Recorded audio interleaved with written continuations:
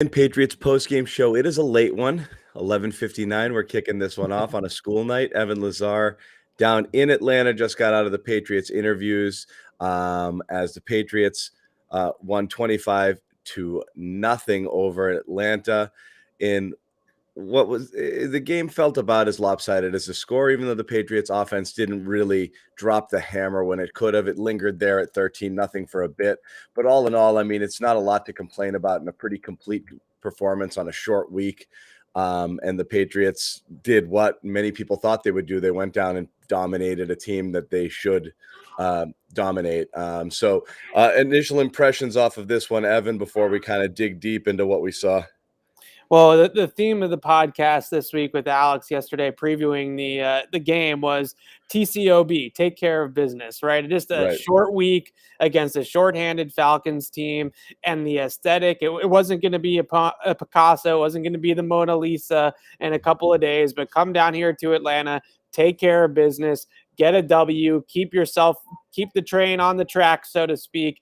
And now you have this long layoff, this 10 days with a mini bye week this weekend to get ready for the Tennessee Titans in a showdown with the number one seed in the AFC in a week from Sunday. So really, I know that some people are going to come on here and say the offense didn't play very well. They looked ugly. The execution wasn't consistent. They had a lot of trouble picking up blitzers from the second and third level of the defense. And Dean Pease really seemed to get a couple over them, quite frankly, in some of those situations. But when you look at the performance as a whole, take care of business, get a W, go home. That's exactly what the Patriots wanted to do here tonight, and that's what they were able to do. Yeah, and again, sure. I think really you ran into that little rut there in the third quarter where they went 3-and-out, interception, 3-and-out. Mac probably probably wants that INT throw back. There's also a couple of moments where he held the ball a little bit long on a blitz, or that he maybe should have felt the pressure. Took one weird sack where he almost just wound his way back into the pressure instead of escaping it. So he didn't have but otherwise, pretty much razor sharp accuracy most of the night. I mean, until that interception, his only incompletion was on that throw into the end zone where Henry might have run the wrong route. He should have gone corner and he didn't. So I mean, it was a pretty clean and efficient game. It's just Patriots couldn't finish there, and they couldn't stack up enough points to put this one away early. But the defense was, you talk about, people at home watching the Patriots, they might say like, oh, weapons, or they're not that exciting and there's no big plays. But you know what? In the absence of really big plays, just being a bully team like they're clearly becoming, we asked for a while, like, what is this team? What's its identity? They're really bullying people up front now. Then you thought it started with Cleveland because they're really tough on both sides of the ball up front, with the offensive and defensive lines, and they bullied them. And then they came out and they absolutely just bullied Atlanta, all game long, whether it was physicality in the running game or just constantly getting pressure on Matt Ryan. I mean, it was a really impressive game in that regard. Yeah, going into the game, the matchup between the Falcons offensive line and the Patriots defensive front felt like a mismatch. The mismatch. Atlanta is built to be an athletic, a fast offensive line. They want to run those stretch plays and get outside and turn the corner. And the Patriots are a downhill thumping defensive front. And you just knew that if they could overwhelm them with power, that they were going to be able to really blow up this entire Falcons offense. And I look at really the leaders of this to me, and it's really a joy to watch both Dante Hightower and Jawan Bentley play the run, because I really think that those two guys are, Judon is obviously a big part of it as well. So maybe if you want to make it a trio with those three, the heart and soul of this defense right now is those three bringing it from a physical standpoint every single play. And I asked Judon about that after the game, and he said that we want to be a-holes. We want to be nasty. We want to be a team that's going to really beat you up and really carve you up in that sense.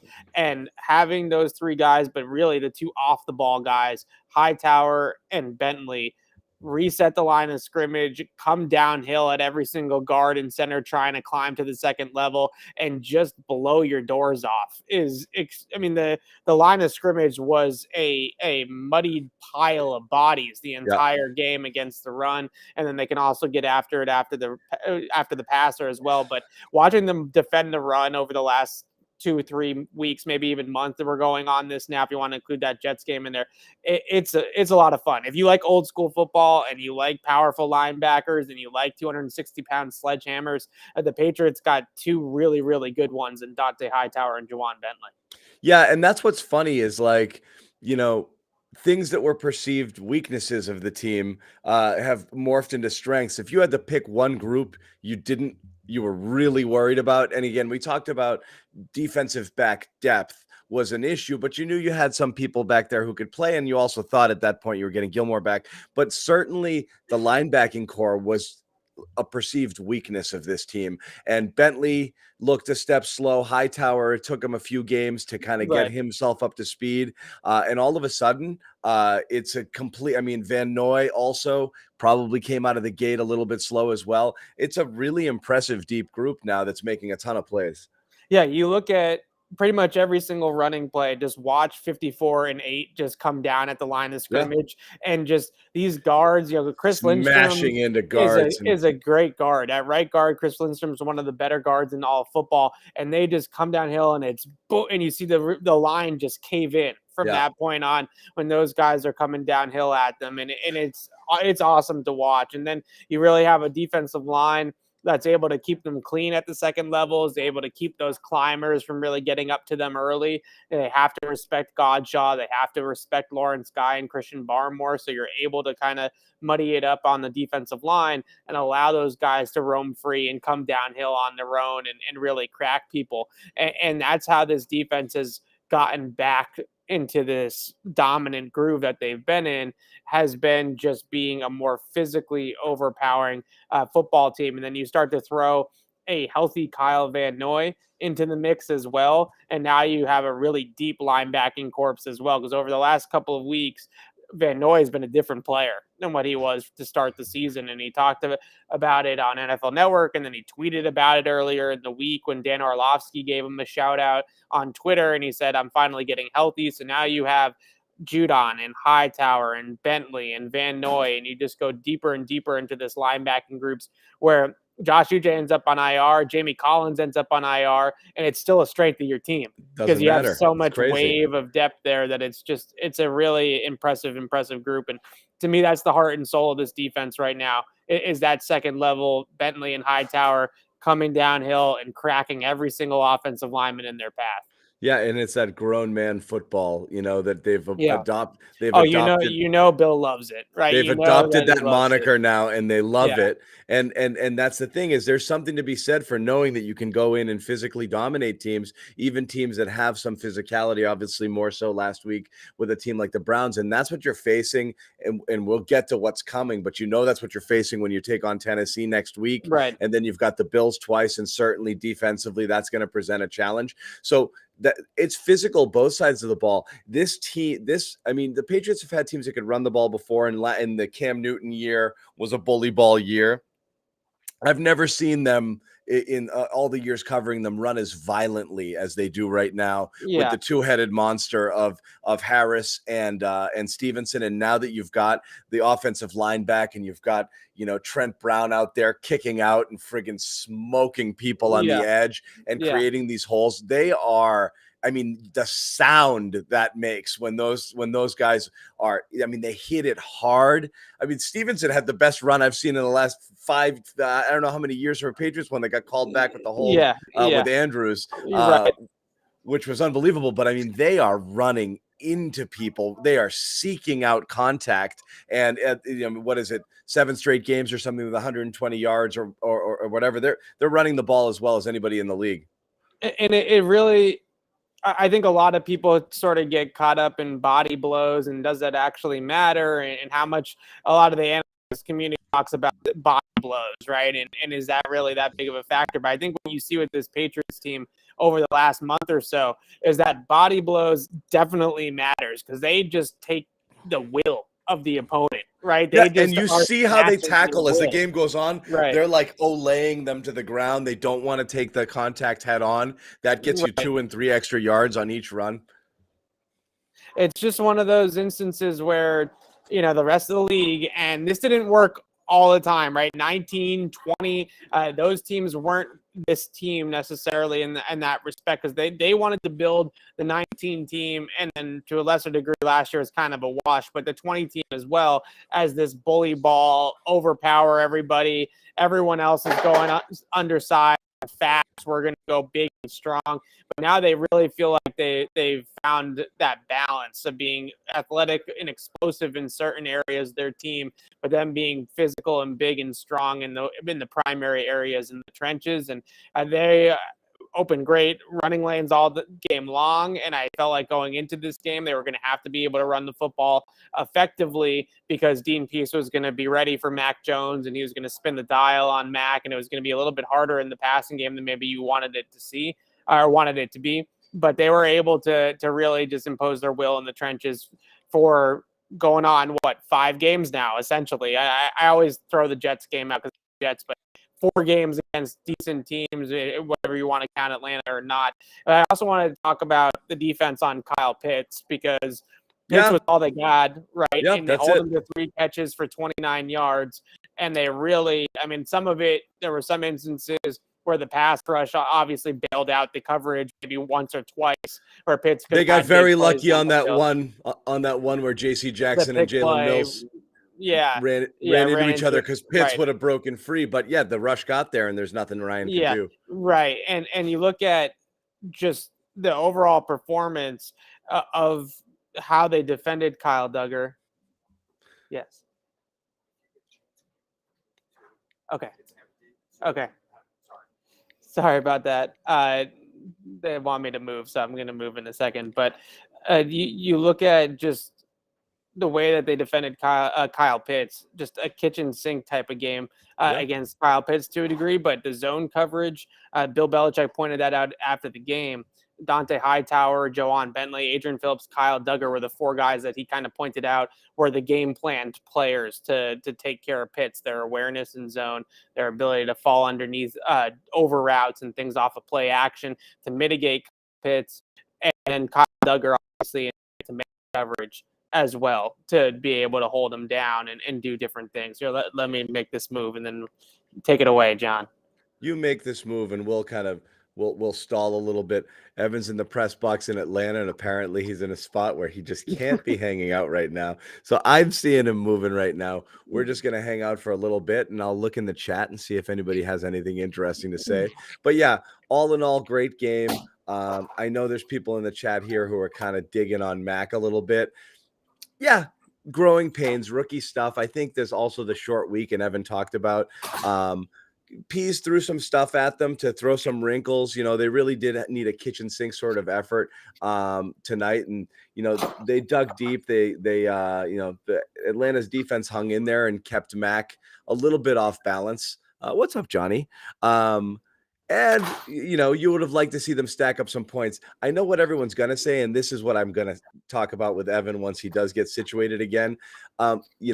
Everyone wants to see that continued growth with Mac. I think the Cleveland game did a lot to make people feel better about things, but the 2 games prior to that were kind of sloppy, slightly regressing sort of Mac games. And Evan, we'll kick it up with you here.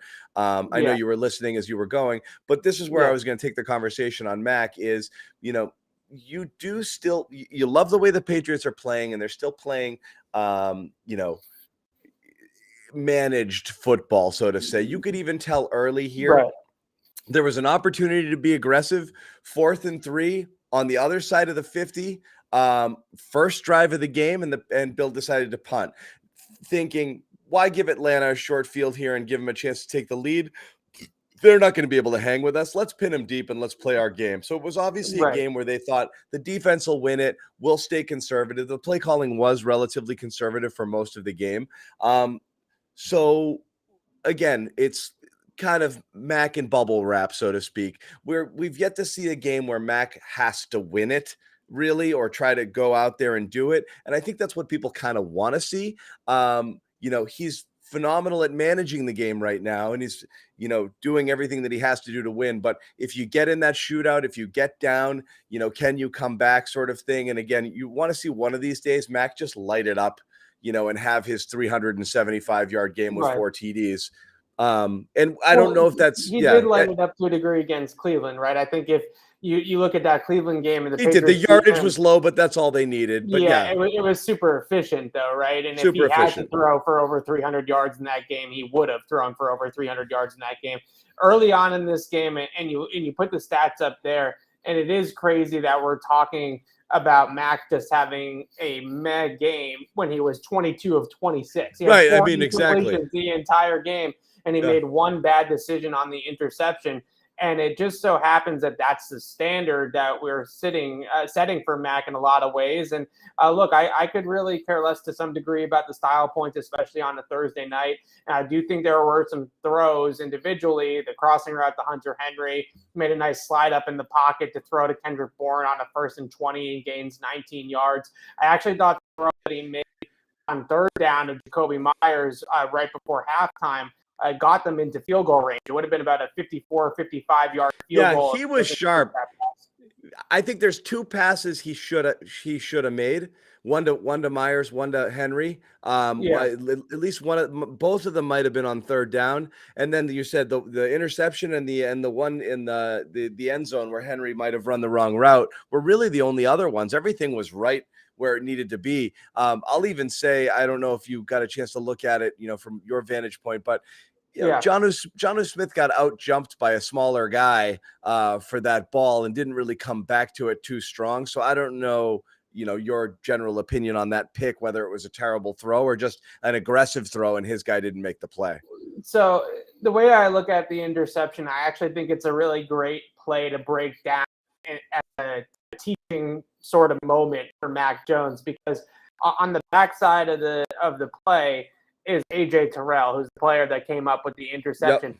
Yep. AJ Terrell might as well be their JC Jackson, right? Yeah, he's their guy. He's their lockdown ball hawk, right? He has a great feel and great instincts for the football, and has just kind of a ball magnet. So it's a danger zone sort of throw, right? That guy's lurking. Don't put it up for him.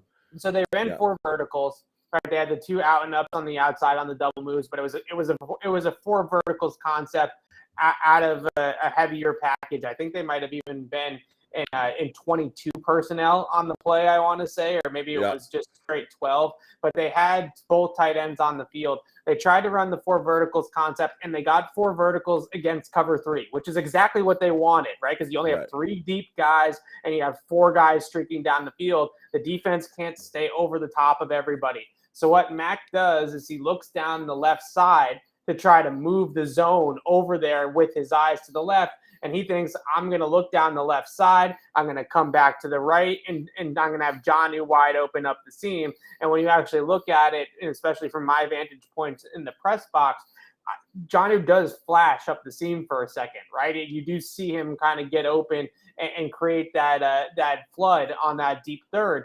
But AJ Terrell is just one of those types of players that just has a great knack for finding the football and a great feel for where the quarterback's going to go with it. So Mac thinks, I'm staring left, I'm holding the defense over to the left, and I'm going to bang it right.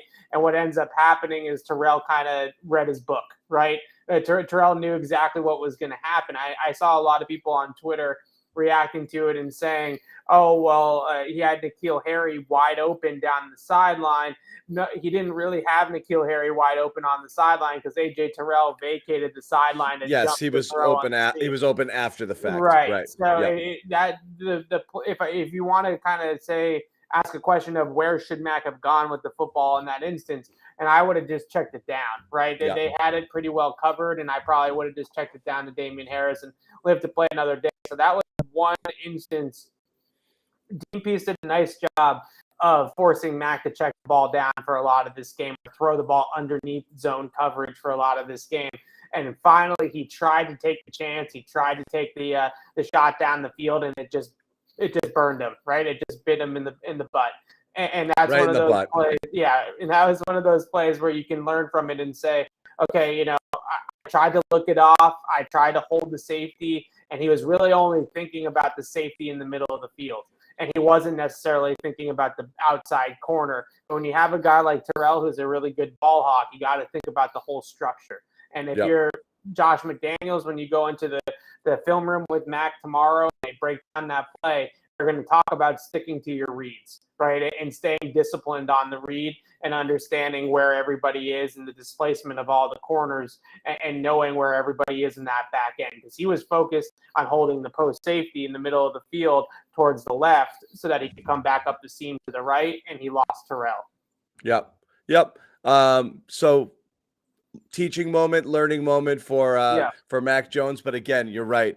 Pretty nitpicky to say like, oh, Mac didn't have a great game when he's 22 out of 26, you know, and really did not make a lot of mistakes here. And again, this was a don't make mistakes sort of game that the Patriots had to play, because I really think they knew Atlanta's going to have a tough time putting up points. And so, you know, 17 or 20 was probably going to win this one. And that's really all you needed to get here. You did not need to light up the scoreboard to win. Other thoughts here. Again, we finally got to see something out of Nelson Aguilar in probably the most open touchdown I've ever seen anybody score. I mean, there's you don't see guys get that open in the red zone, like 10 yards short of the goal line and still run into the end zone untouched.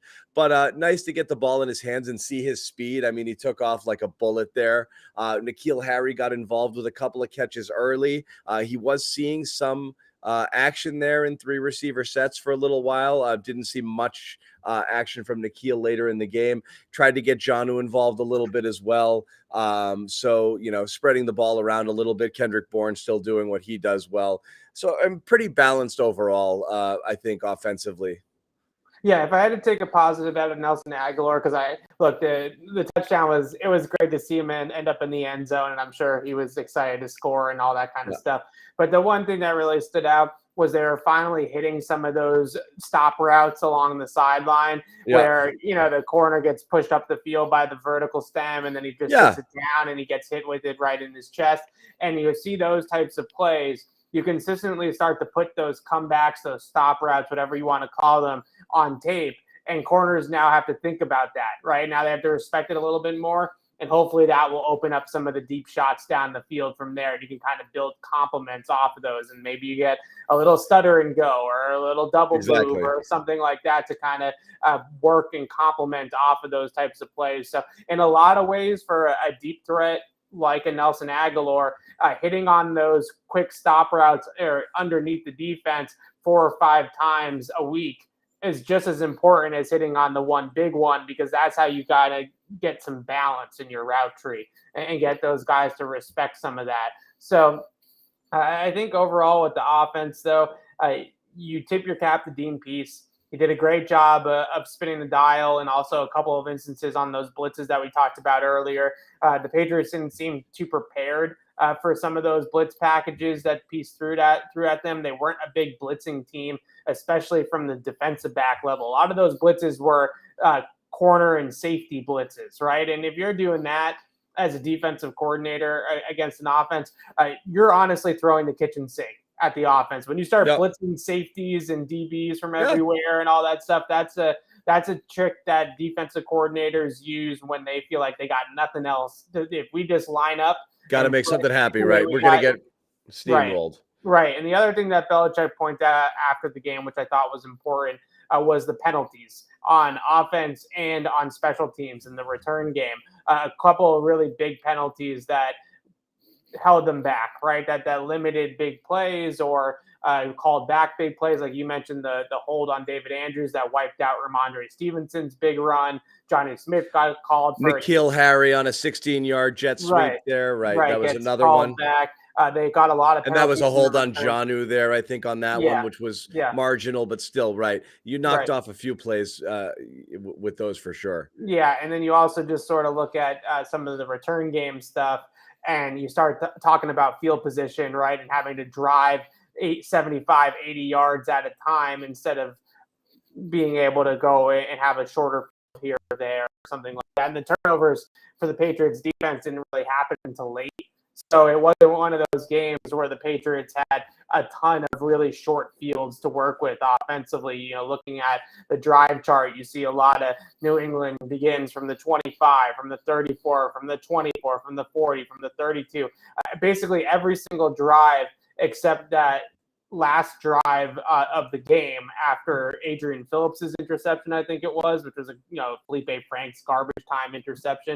Every other drive started in their own territory. So you're talking about having to drive the entire field, and I think that that's a little bit more difficult as well.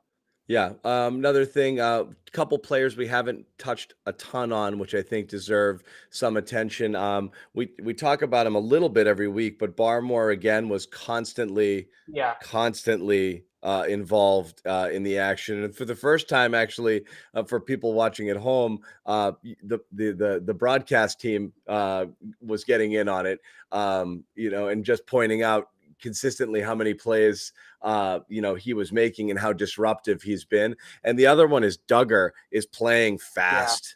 Oh my goodness gracious. It looks like if anything that was holding him back, whether it was something mental that kept him from unleashing all of his fury and all of the physical tools that he has, which is what made him kind of jump off the page and why he was drafted in the first place. And you heard people talking about him this week, like, how in the world is a freak athlete like, how did this guy end up in D2 being what a beast he is and what a specimen? But oh my goodness, you talk about noise, when he comes in and he hits and he raps and he's just throwing people to the ground. And then he did a good job on Pitts in coverage, and coverage was an area that we've had some concern with Duggar over in the past. And he looks way more confident in all aspects of the game, but the physicality just jumps off the screen now. Yeah, there was one. I really was watching Kyle Duggar closely once I started on that third down pass breakup. I was like, he might be having himself a game tonight, right? Like this guy might be having one of those huge games. And for my initial viewing and for my money, that was the best Kyle Duggar game I've seen him play. I think it's the best game he's played. Yeah. Okay. And he played a really, really good game against Baltimore last year. That was kind of his coming out party as the force defender on Lamar Jackson's side. And he kept on, shutting down those quarterback run plays towards his direction with Lamar. In terms of coverage, that was the best I've seen him play. And this is coming off the heels last week of having the near pick 6 interception of Baker Mayfield in that little rotation that they did with the cover 2 shell. So you look at some of the different techniques he's playing better in man coverage, but also playing really, really well in zone coverage. And some of the click and close is just incredible, where they throw the ball into his zone and he's just on it, right? Just instantly on the guy and making some really, really good stops and tackling and in zone coverage as well. And the Patriots need that. If they're going to sit in 2 and they're going to sit in cover 3 against these teams, they're going to need to swarm and tackle. They're not going to they can't give up yards after the catch sitting in zone coverage. And Kyle Duggar is a big reason why they're not giving up yards after the catch, because he is swarming to the football. But the man coverage stuff against Kyle Pitts was even more impressive. I haven't seen him cover in man that well at all in his NFL career against arguably he's already third in the league in receiving yards among tight ends. So he's a top 3-4 tight end in the league already in Kyle Pitts. And Duggar, essentially not all in his own. They had some zone coverage mixed in. You had some over-the-top help sometimes in the deeper parts of the field on Pitts, it looked like. But for the most part, there wasn't wrinkles on him. They were just putting guys on him, and Duggar was on him a bit. It was really, he jammed him. He played, kind of soft press where you kind of mirror instead of jam. He played inside leverage cover 2, outside leverage cover 1. Was it Duggar who jammed him on the pick that Ryan threw? That was Duggar, just smothered him on the interception. And then Pitts kind of gave up on the route, and Ryan was facing pressure, lofted it. He was everywhere. He was effective. And you look at the multitude, and we talk about this with Pat's defensive backs all the time. How much can they handle, right? How many different techniques, how many different roles in the secondary can they play? And this is a guy that can play everything from in the box against the run, on the edge against the run, man-to-man, cover 2, cover 3 techniques in the middle of the field, deep safety if you want to put him back there. He can play free or he can play too high. And you put all these roles together that he can play, and it really is exciting what he can become. And then you combine that with Christian Barmore, who I think the main thing that sticks out with me with Barmore is that he does it every single play, every single week. You have some of these rookies, and I've talked about this with Alex a bunch. The guy that we keep coming back to is Winovich, right? Chase Winovich had a great rookie year. He had 8 sacks or something like that in his rookie season, and he had all these flashes, right, that were really impressive. But he wasn't doing it down to down, play to play. Christian Barmore is in the backfield, pushing the pocket, applying pressure on the quarterback, playing well against the run, and he's now on a string of 4 or 5 weeks in a row of doing this every single time he steps on the field. Yep. And that's how you have a stud, right? Because some rookies flash. They have good flashes here and there. Winovich, Uche, they certainly had flashes in their rookie seasons on defense for the Patriots. But when you can put it all together every single week and play as well at such a high level like Christian Barmore has, as consistently as he has, that's how you have a really good one. That's how you have a stud. Yeah. Sorry, 1 second. And as you said, it's every single game with Barmore. I mean, and it really is down to down, which is super impressive. The other thing you mentioned, which I think is such a huge thing, is the tackling. Every single Patriots, every elite Patriots defense, or one that's taken them far, that's such a key of those defenses, is being able to tackle the D-backs coming up and tackling, no extra yards. If you're going to play and you're going to play some zone, or you're going to mix it up and you're going to let people catch the ball in front of you, you wrap them up instantly. And you're seeing that now. There's really no room to breathe on a lot of this stuff right now. They are swarming to the football, and it's such a big deal. It's just interesting the different types of defense you had for a couple of years, those Gilmore-led teams where it was from the the D-backs on up. The coverage dictated everything. You didn't have to do anything. Quarterbacks had nowhere to throw the ball. Eventually the rush would get there. Now the rush is getting there right now. There is constant pressure on people, and a push up front. And it's just making all of those guys' jobs easier. As we said, that the pick that was thrown there by Ryan, the one that we referenced when Duggar jammed Pitts, was really a cover. The pass rush just got to him. He threw it to a spot where he thought his receiver might be, but he couldn't see where he was throwing that ball. He just kind of lofted it up there. Pitts had broken off his route, and McCourty dove in there and made the play. So it's, right now they've really got a lot going for them on the defensive side of the ball. And they keep talking about it too. Like, we're elite, man. We're going to be, are you buying it? I mean, just think back to the concern we had during the Gilmore and how perplexed everybody was. Like, there were problems in this secondary before this, and now no Gilmore. What are they going to do? And then almost like that, every game since that trade, they've been playing at an elite level. Well, I think they have a formula now, right? They really, and I know the zone stuff and everything that's kind of changed the approach. So first and second down, all these teams, Atlanta included, they hired Arthur Smith because in Tennessee, Arthur Smith would schemed up all these deep shots off of play action off of Derrick Henry, right? Derrick Henry would be the battering ram. Everybody would load the box to stop Derrick Henry, and then they'd hit him with A.J. Brown and Corey Davis and the tight ends behind that on play action. And that's the whole league right now. On first and second down, we're going to sprinkle in the run enough that we're going to have you respected enough that we're going to hit these play action shots down the field. And the Patriots have answered that by playing a mix of cover 2 and cover 3. Some downs you get cover 2, some downs you get cover 3, and they're able to go middle of the field open or middle of the field closed in zone coverage and be able to shut you down either way. So now when the quarterback drops back to pass, it could be either, right? It could be single high, it could be 2 high, and you have to decipher that after the snap. That early down foundation, when you add on the fact that nobody can run the ball against them, that has really allowed them to get into second and long, third and long, and be able to then unlock their man coverage stuff. So all of it, as the lights turn off on me, is first and second down. The picture looks great, actually. There we go. First and second down, early down zone, right? We're playing cover 2. They're playing cover 3 on early downs, first and second down. Once we get into second and long and third down in general, then comes the man coverage comes back, right? Yep. And then we're getting the 4 and 5 man rushers. And then you're getting after the quarterback, right? Yeah. So it all is marrying together right now. And it's I don't know if the reason why I believe in it is not just because of the talent.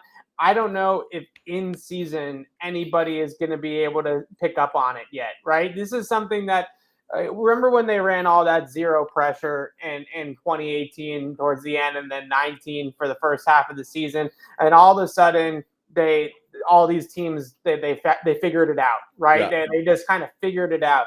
I don't know if they're going to figure this out for the Patriots right away. This could be something that takes an off season. Well, it depends going back and looking at it.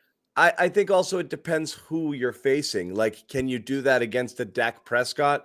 No. Like, that's the key. So it started with Dak, right? It started there, but right. But the problem is when they went up against the Cowboys, and this really speaks to all of it. When they went up against the Cowboys, the Dallas offensive line was able to keep Dak clean. And if you're going to sit back in these zone coverages and you're going to drop 7 guys into cover 3 or 7 guys into cover 2, and you're going to rush 4, if you don't get home with those 4 guys, then you're going to have a long day, because these quarterbacks, especially veteran QBs, are going to have the patience. The ones that can read the defense and aren't. And that's the thing. You're running this. This makes sense against like the modern day QB that, extends plays with their legs. Been giving Mahomes all sorts of problems in Kansas City, are these too high shells. Well, see, a couple weeks when they play Josh Allen, he's a perfect example of a guy that could really have some trouble with what they have. That's what I mean. It's the next gen QB, and we're talking Allen and Mahomes. This is the type of strategy where you're right. They might not figure it out right away because they're not mature. Like Allen, I don't know. You've seen Allen revert to 2019. Allen already a couple of games this year, and then other times not. So yeah, he can make a ton of plays, but this is a type of defense designed to play a quarterback like Allen. And so you've got them coming up twice now in the next 4 games. So let's talk about it. How do you think the Patriots are situated here, looking ahead before we wrap, to face the schedule? And I just want to pull up the graphic because this is really it. And it's this stretch in the schedule where you're going to be like, damn, I wish they were 8-3 instead of 7-4. You really wish there was some cushion, because 2-2 out of here wouldn't be terrible, but it's still challenging to get there, because you're looking at Tennessee, Buffalo twice, and Indy, who's playing well and playing a lot better than their record, with the bye sprinkled in there. It's a tough stretch here. Let's just start with the Titans next week. Down, obviously, Derrick Henry, which completely changes the complexion of their offense, completely changes it. And also Julio, who hadn't been making an impact, but it's one less person you have to worry about. That offense becomes a lot easier to defend nowadays. I'm actually fairly bullish on for the Patriots' chances in this game. I am as well, because I already watched the Saints game, the Titans Saints game from a couple weeks ago, because they're playing the Texans on Sunday. That's not a real game. They're going to kick it. Right. I don't even know. You're not going to learn anything there. Yeah, you're not going to learn anything about the Titans from playing Houston. So looking at that Saints tape, the Saints actually did limit their offense quite a bit, but they had Trevor Siemian on the other side, and they really couldn't do much offensively. And the Titans barely won that game against New Orleans anyway. So I look at this Titans team, and they are getting Taylor Lewan back. They're starting left tackle, so maybe they'll be a little bit better on the ground against New Orleans. New Orleans really controlled that matchup in the trenches, and that's supposed to be a strength for the Titans, right? If they can't run the ball effectively, that's how their entire offense starts. I know. It's by the foundation is the running game, and then they kind of break off of that. So they actually had to go into a lot of their spread, Tannehill in the shotgun type of stuff against New Orleans, and it really didn't work. And New Orleans used a lot of cover 2 to give Ryan Tannehill problems. So I look at what New Orleans did and what the blueprint they kind of put on paper for the Patriots, and I think the Patriots can probably execute it just as well, if not better. And the Pats offense I have more faith in than Trevor Siemian and what the Saints were able to do on that day. So I look at this matchup against the Titans, and I say the Patriots should win this game. It's a home game. The Titans don't have their best player on their entire roster in Derrick Henry in this game. They don't have the same running game without him. I don't think Ryan Tannehill should pick you apart, especially with the way that passing game has been shorthanded. No, and as they're well. going to throw everything they have out of it at AJ Brown here, so that's going to be a I really do think the Patriots should win this game against the Titans. The Bills games will be interesting. Indy in the middle of it. Well, they have the bye week, right? It's Titans bye week Bills, in between. bye Indy, Titans Bills, at right. Bills, bye Colts, and then home versus the Bills, right? Right. So the bye week will help, I think, leading into that Indy game. But you have to get up for that one too, right? Because the Titans are the number 1 seed in the AFC at home. That's going to be an exciting game. And then obviously the divisional games against Buffalo are huge, huge games. But I look at that Titans team, and they just aren't the same team without Derrick Henry. They really aren't, and they've Vrabel's had Bill's number though. That's my only. I hope Bill can get that out of his head right now. Because it's interesting because that they've survived without Derrick Henry. Tennessee has, but they just don't. When you watch them on tape, they just don't feel like the same team, right? They don't. They're a massive Jekyll and Hyde team too.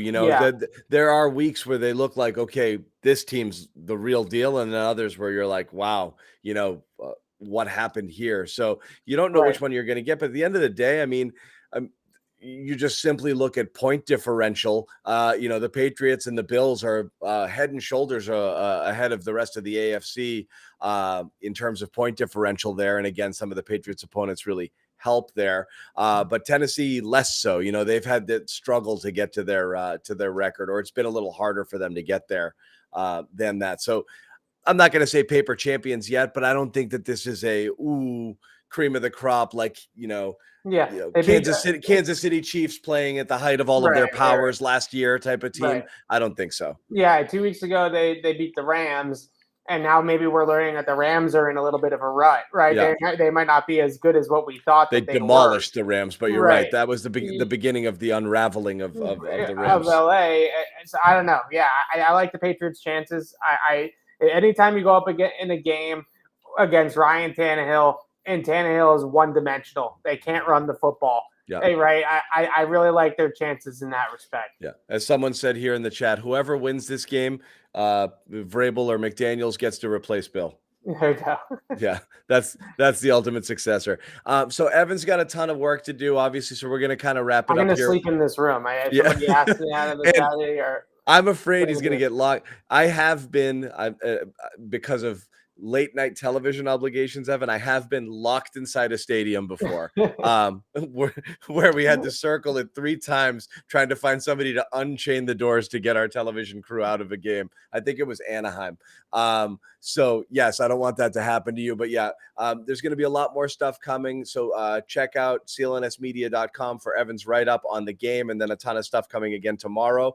Always check our YouTube channel. We'll have post-game interviews and some more segments going out there, and then I'm sure some film stuff coming up over the next couple of days. I'm not sure if you're doing a podcast wrapping this game. Yep, tomorrow afternoon we'll have a podcast, Patriots beat recap show. Do it tomorrow, since really no sense in waiting until after the weekend for this one. So we'll be on tomorrow afternoon, probably around 4 or 5 o'clock. Yeah, perfect. So, guys, make sure you check that out. We'll be live tomorrow, a little bit deeper dive into this game with Evan Lazar and Alex Barth on the Patriots Beat podcast. Once again, the Patriots win this one 25. Did they miss an extra point at the end? Is that what happened, Evan? Nick Folk. Do you think that was on purpose to have a 25-point spread? Do you think there's some trolling there? The 28-3. Yeah, like, okay, come back from 25, guys. I don't know. Yeah. Bill hated those questions this week. Every time somebody asked, is it nostalgic coming back to the stadium? He's like, no, I don't care. Yeah. What do you expect he's going to say? Yeah. No, but it is weird. And again, that was, I got to cover that game in person. That was one of the more ridiculous, I actually got to watch it next to, you gather in the tunnel at the end of those Super Bowls, Evan, and you wait to get in. Right. And so you kind of miss some of the action. You miss some of the best action. I was standing next to Randy Moss watching for the last, the the last 2 Patriots touchdowns and the overtime one the whole time. So my experience was I got to watch basically half of a Super Bowl next to Randy Moss, which I thought was pretty cool. Yeah, I mean, that's cooler than any of our stories. Yeah. It was neat. I'm just sitting there and he's just watching it on the tube and just waiting to get on the field. So that was kind of cool. But obviously that was a wild game. It must have been strange for Patriots kind of walking back in there. Anybody who was a part of that, because it was a surreal experience, I'm sure. Anyways, again, thanks guys. 25-0, and we will, like I said, Patriots beat tomorrow for more coverage. In the meantime, again, thanks for hanging out, everybody. We'll talk.